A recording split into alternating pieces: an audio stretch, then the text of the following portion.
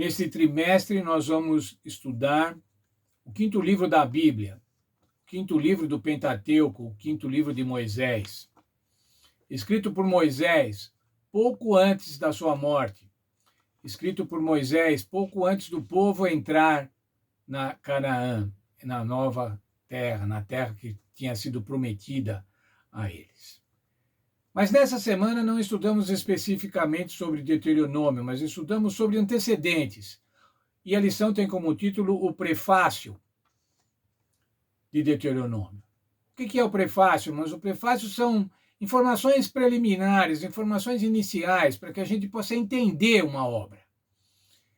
E para que a gente possa entender Deuteronômio, a lição dessa semana apresentou alguns antecedentes na história desse mundo e na história da origem do mal, para que a gente possa entender melhor o livro de Deuteronômio.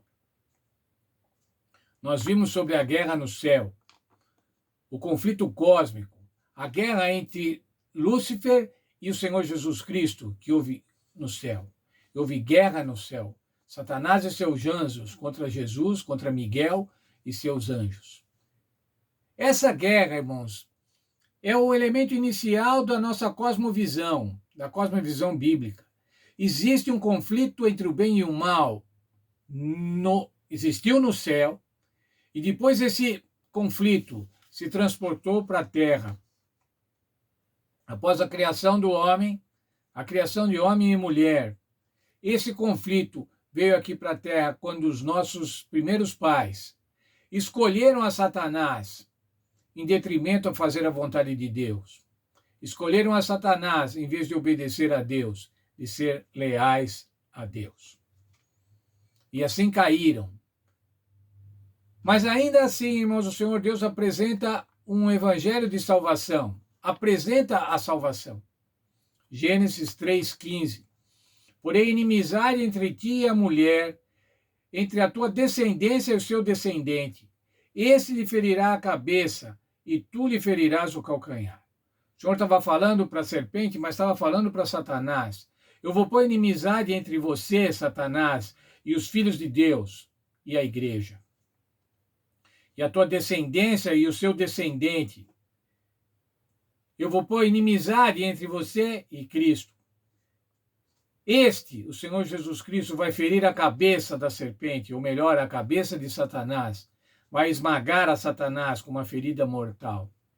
E Satanás vai importunar a igreja, vai ferir o calcanhar, importunar a igreja e os filhos de Deus ao longo da história. Essa era a promessa de salvação para os nossos primeiros pais, após terem negado obedecer ao Senhor Deus, que havia proposto, que havia dado tudo de bom a eles. Mas ainda, irmãos, depois disso, depois da queda, o mundo foi de mal a pior, a ponto que no dilúvio, a Bíblia diz, o pensamento era continuamente mal, o tempo todo. Era todo mal o tempo todo. E aí houve o dilúvio, não para destruir a humanidade, mas para dar uma nova oportunidade para a humanidade através de Noé e seus filhos e noras. Mas ainda logo em seguida, não sabemos quanto tempo, mas em seguida, a humanidade quis construir uma torre para chegar ao céu, contrariamente à vontade de Deus. Queriam salvar-se através das suas próprias obras, através dos seus próprios feitos, chegar ao céu. O que o Senhor fez ainda, irmãos, buscando salvar a humanidade, chamou Abraão e designou um povo especial. Chamou Abraão e em Gênesis 12:3 você encontra lá, em ti serão benditas, serão abençoadas todas as famílias da terra. O propósito de Deus, ao escolher um povo, era abençoar todas as famílias da terra. Após 5 séculos desse chamado, o povo estava escravizado no Egito. Como é que um povo escravizado poderia representar a Deus? E o Senhor foi lá tirá-los do Egito. Libertou, cumpriu a promessa. Veja lá ainda no livro de Êxodo, capítulo 19, de 4 a 8, a gente vê o Senhor falando assim, vocês devem me obedecer. Uma obediência legalista? Não, irmãos, uma obediência por amor, uma obediência de gratidão. E aí, ao obedecer, o povo seria uma propriedade particular, um reino sacerdotal, uma nação santa. Qual era o objetivo disso tudo? Salvar as pessoas, irmãos. Salvar o povo hebreu, mas salvar também as outras nações. Quando isso foi proposto ao povo, o povo falou o quê? Tudo faremos. Assim como o Senhor falou, todos nós faremos. Está em Êxodo 24, capítulo 7. Mas o que a gente vê em seguida, irmãos, é que houve novas rebeliões, ingratidões.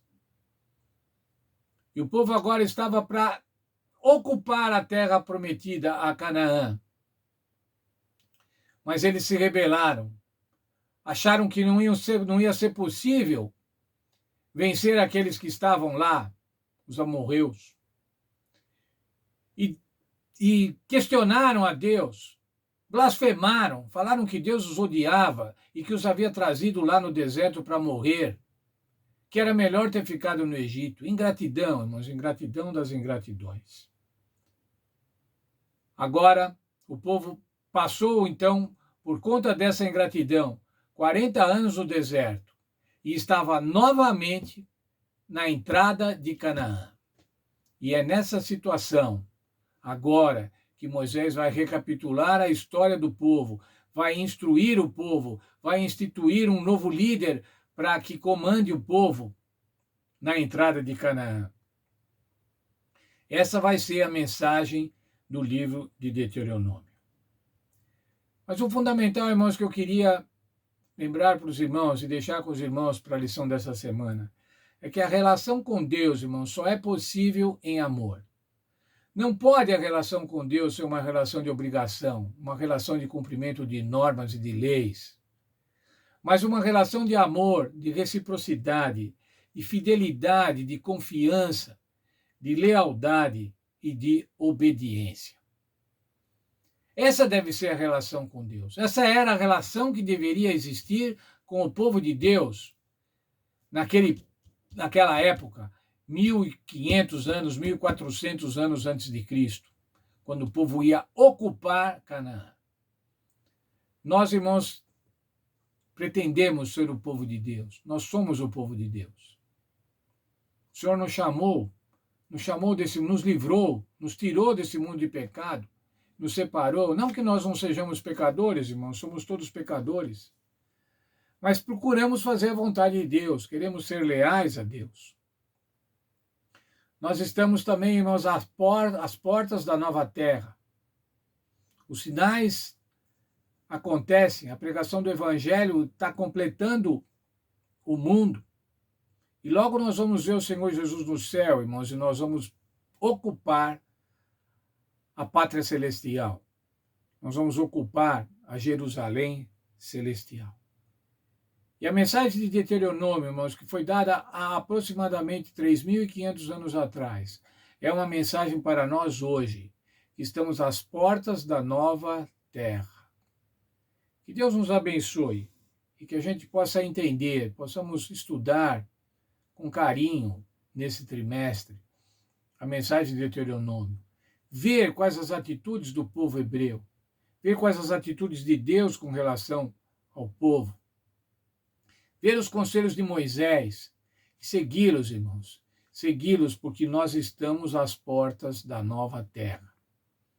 Por isso a mensagem de Deuteronômio é uma mensagem presente, é uma mensagem para os dias de hoje, é uma mensagem para mim e é uma mensagem para cada um de vocês.